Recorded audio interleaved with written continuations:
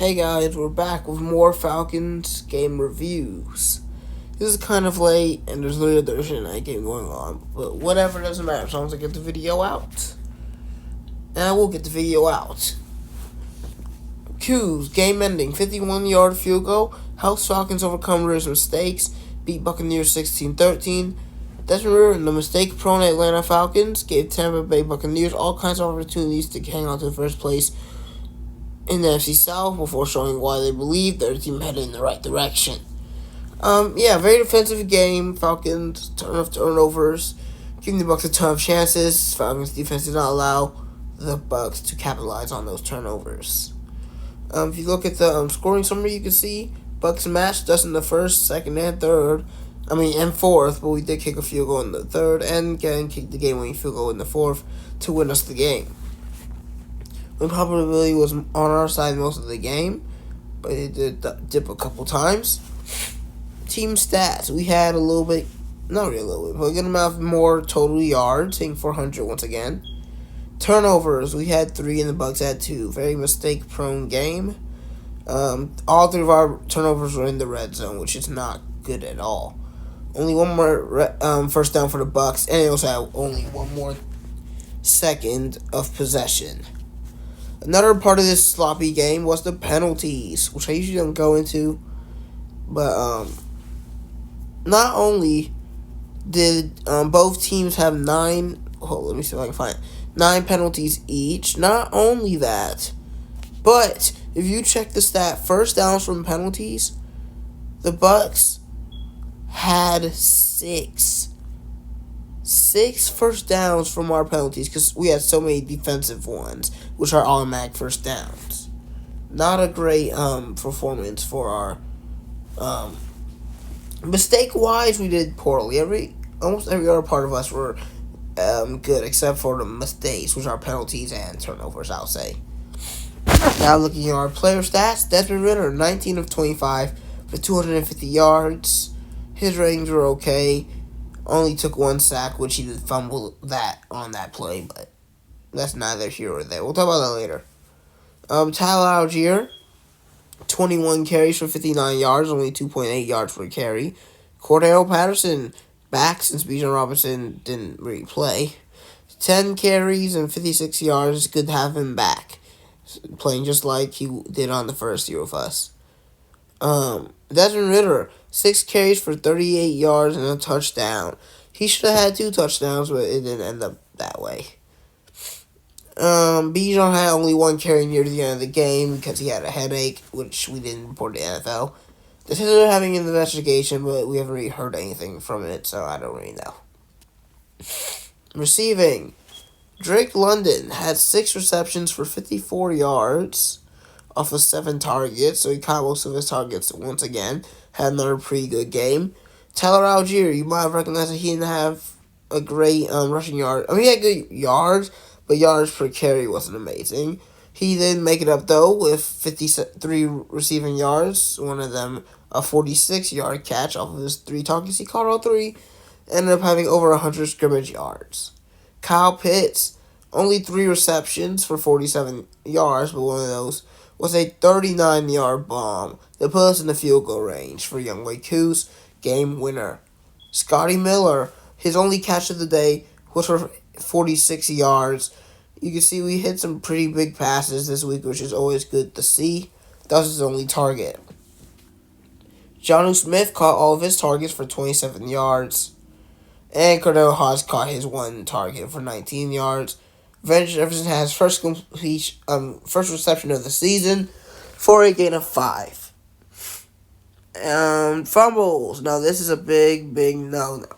Ridder fumbled 3 times in the red zone. Once was a sack fumble, which people were like, it's a sack, but you still have to hang on to the ball during sacks. If people got fumbled every time they were sacked, you'd have at least 12 fumbles every season. I think you probably a lot more sacks than that. So, yeah.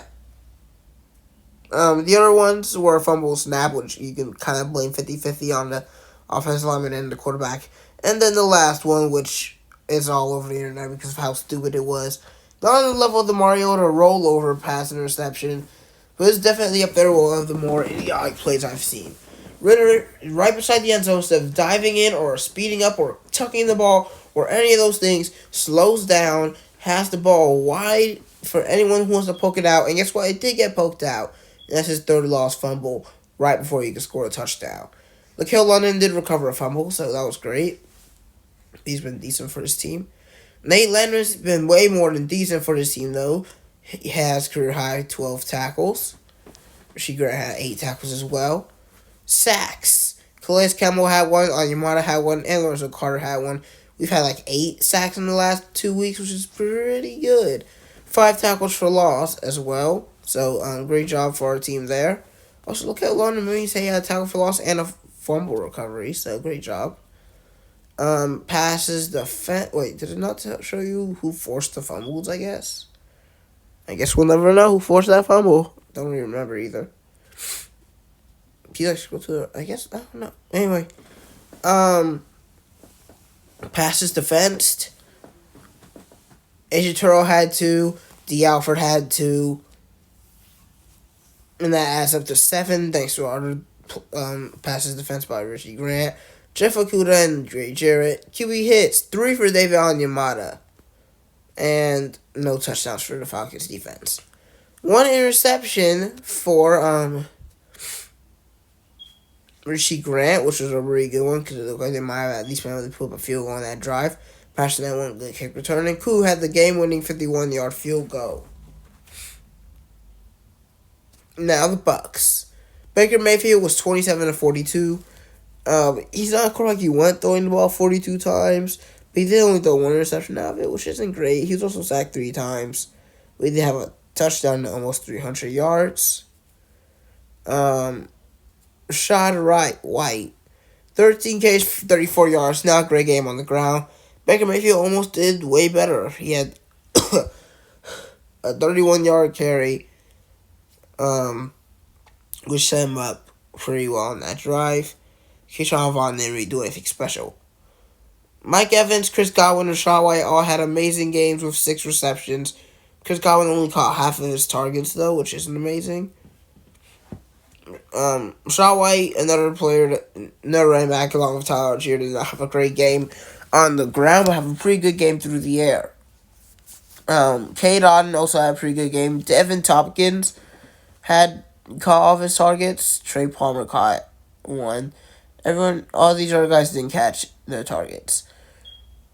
Devin Tompkins fumbled and lost his fumble, which was a big deal pretty early in their drive. And Baker Mayfield also had a fumble, but he recovered it. Jamel Dean and Yaya Diaby recovered the Falcons' fumbles.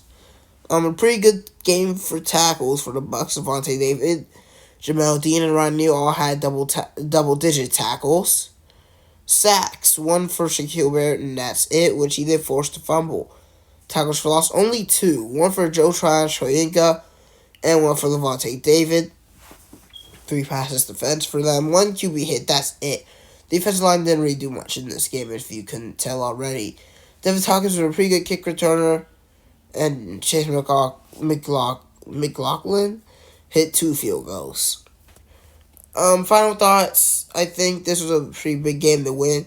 Wish we could have not made it so hard. Like, we could have easily blown them out if we just cut down even 1 of those 3 turnovers in the red zone. Of course, the Falcons had the Falcon, make it close. Look, your defense came in clutch again. Hopefully against the Titans, our offense can do a lot better. Do you think we will? Tell me down below. This video will be under 10 minutes. See you guys next time.